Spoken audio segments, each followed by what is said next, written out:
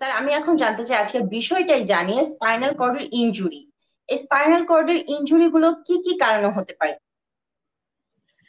হ্যাঁ, ধন্যবাদ আপনাকে। স্পাইনাল কর্ড ইনজুরিটা আসলে অনেক ভাবেই হয়। তার মধ্যে সবচেয়ে কমনলি আমরা যেটা পেয়ে থাকি বাংলাদেশের প্রেক্ষাপটে সেটা হলো রোড ট্রাফিক অ্যাক্সিডেন্ট, যেটা রাস্তাঘাট কিংবা চলাফেরা জনিত কারণে যে অ্যাক্সিডেন্টাল ইনজুরি গুলো হয়ে থাকে সেটাকে আমরা রোড ট্রাফিক অ্যাক্সিডেন্ট বলি।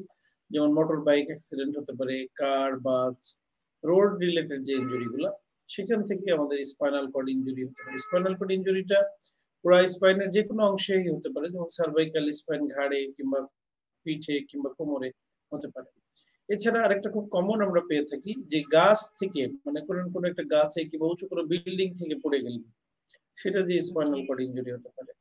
অনেক সময় আমরা একটা কমন ইনজুরি পেয়ে থাকি, হুইপ ফ্লাশ ইনজুরি বলি আমরা। যেমন আমরা খুব স্পিডে গাড়ি নিয়ে যাচ্ছি, হঠাৎ করে একটা ব্রেক করলো, আমাদের ঘাড়টা যেমন দেখবেন সোয়ান নেক ডিফর্মিটি হয়ে যায়। সেটা হলো যে হাঁসের যে নেক আছে, রাজহাঁস জি। কিংবা পাতিহাঁস কিংবা আমরা যে হাঁসগুলোর কথা বলি, দেখবেন যে এইরকম ভাবে বাঁকানো।